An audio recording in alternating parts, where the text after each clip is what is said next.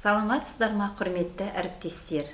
Мен Ермаханова Айткүл Әбдіхалыққызы, номері 45-ші жалпы білім беретін орта мектептің қазақ тілі мен әдебиеті пәнінің мұғалімі. Сіздердің назарларыңызға 6-шы класста Әл-Фарабидің «Тіршілікте құрыштай бол төзімді» атты шығармасы бойынша өткізілген сабағымды ұсынамын. Саламатсыздар ма, оқушылар? Саламатсыздар. Рахмет, отырыңыздар. Көңіл-күйлеріңіз қалай? Жақсы. Керемет. Ендеше назарларыңызға балдар, сіздердің мультфильм тамашалауды ұсынамын. Жақсылап ықылас қойып қарайық. Сәлем, балапан. Сәлем. Тобың әдемі екен. Иә, маған да ұнайды. Қайдан алдың? Маған әжем сыйлаған болатын. Керемет. Кел, бірге ойнаймыз. Жоқ, бұл менің тобым.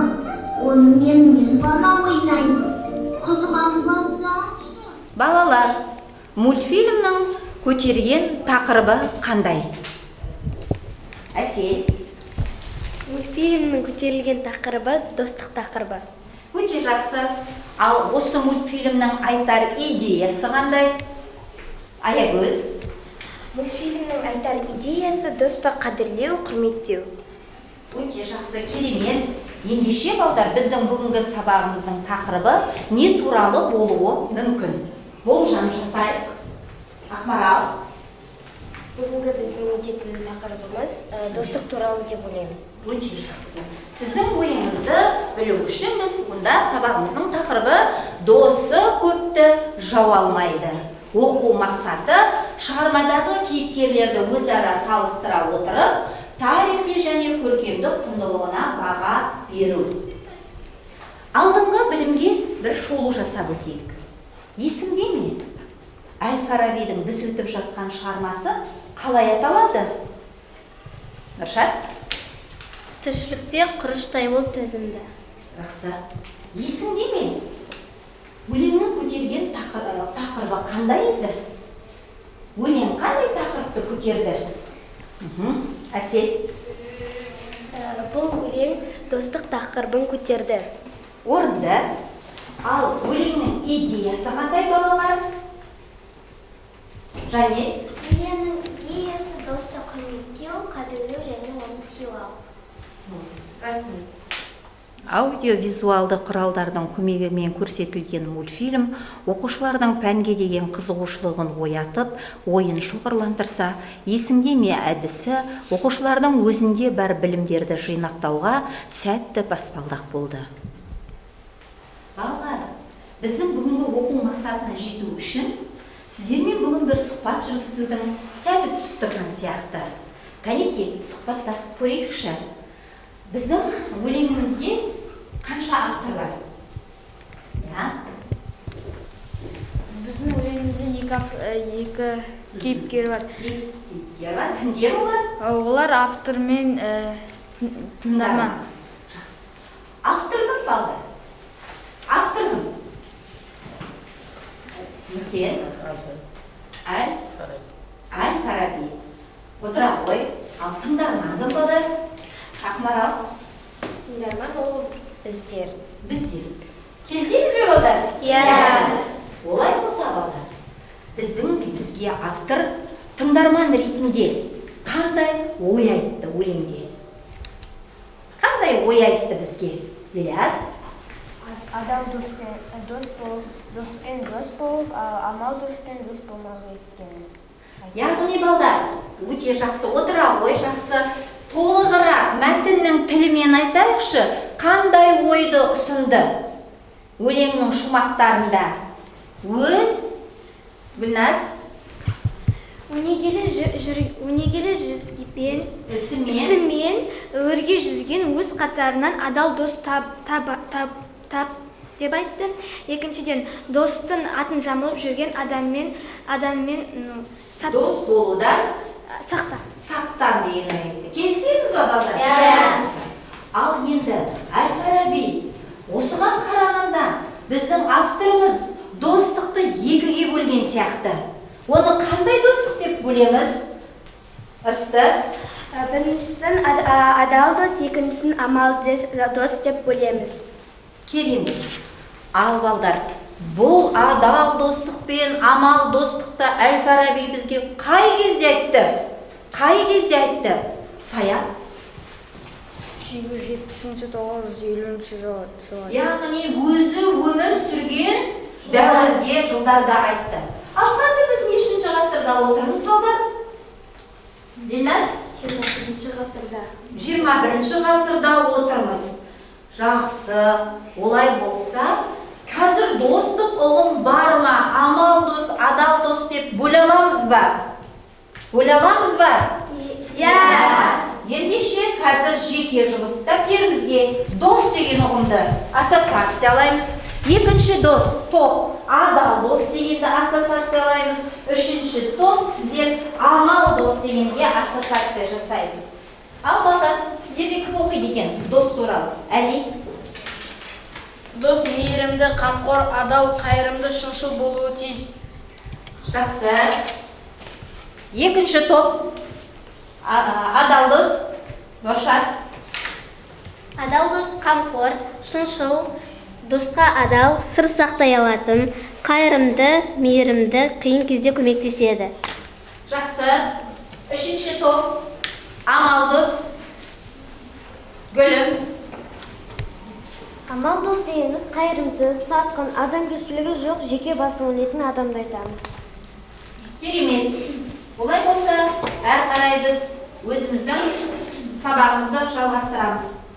Енді бізде балдар автордың ойын біздің ойымызбен салыстырып көрейік. Бірінші топпен жұмыс жасаймыз. Автордың ойы өз ойларыңызбен салыстырасыздар. Екінші топ, автордың ойын манағы біз көріп өткен мультфильмдегі оймен салыстырамыз. Үшінші топ, сіздер өз ойларыңызды 21 ғасырдағы адамның ойымен салыстырасыңдар. Енді ең бірінші, бәріміз автордың ойын тиянақтап алайық. Бәрімізде автордың ойы біреу болады. Бірінші, неден жазамыз автордың ойы? Өнегелі ісімен өрге жүзген адал дос табу. Екінші ойы. Біреуміз айтайықшы. Білназ? Достықтың атын жамылып жүрген адамнан Сақтану. Болды, автордың ойын бәріміз бірдей қосып жазамыз да, енді әрі қарай Вен диаграммасын өз ойымызбен ортақ ойды өздеріңіз толтырасыздар. Тыңдаушы боламыз. Екінші топ біле берулеріңіз де болады. Үшінші топ келіп жұмыстарыңызды іліп дайындай беріңіздер. Айта беріңіздер. Автордың ойы өнегелі ісімен өрге жүзген өз қатарынан адал дос табу. Екіншіден, достың атын жамылып жүрген адамнан сақтану. Өз ойымыз, біздің ойымыз адал дос мейірімді, қайырымды, сырымды сақтайтын дос табу. Екіншіден, біздің ойымыз алдамшы болудан, уақытша дос болудан, есепті дос болудан сақтану керек деп ойлаймыз. Ортақ ой, досты адаспай табу. Жақсы, өте жақсы отыра ғой. Екінші топ. Автордың ойы бәрімізге мәлім. Бұл жерде біріншіден өнегелі ісімен өрге жүзген өз қатарынан адал дос тап. Екіншіден достықтың атын жамылып жүрген адамнан сақтан. Бізге берілген тапсырма мультфильмнің ойы. Біз мына жерде екі досты салыстыра келе адал дос пен амал досты салыстырдық. Басында балапан мультфильмде амал дос болды, бірақ ол өз қателігін түсінді. Адал дос досты қадірлей білетін, мейірімді, адал, ақкөңіл, адамгершілігі мол. Амал дос сырыңды сақтай алмайтын, тұрақсыз жан, досыңның затын қызғанатын дос деп ойлаймыз. Өте жақсы. Ал ортақ ой ол бізде біріншіден досыңнан затыңды қызғанбау, яғни балапан бұл жерде өзінің допын достарынан қызғанды. Екіншіден, әр затты досымен бөлісу. Бұл жерде балапан өз қателігін түсініп, достарымен добын бөлісті. Өте жақсы. Отыра қой. Үшінші топ.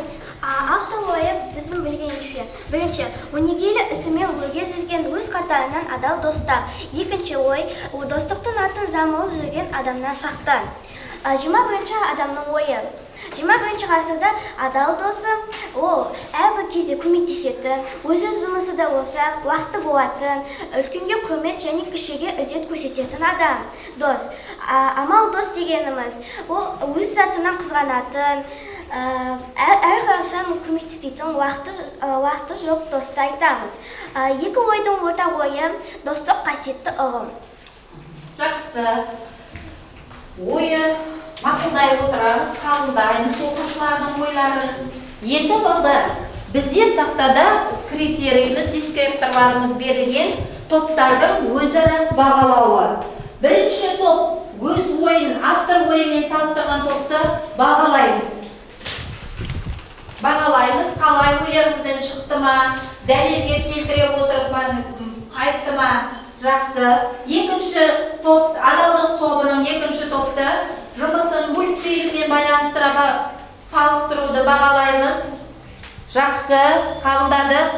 Үшінші топтың жұмысын 21-ші ғасырдың ойын бағалаған, қалай бағалаймыз кәнекей салыстыруын? Өте жақсы. Рахмет.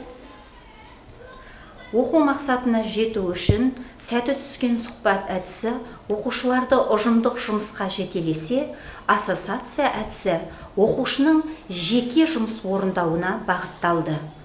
Ал оқушылармен жүргізілген Вен диаграммасы бұл оқушының өзіндік ойлауына, образға енуіне, терең ой толғауына, шығармашылық қабілеттерін ұштауға бағыттады.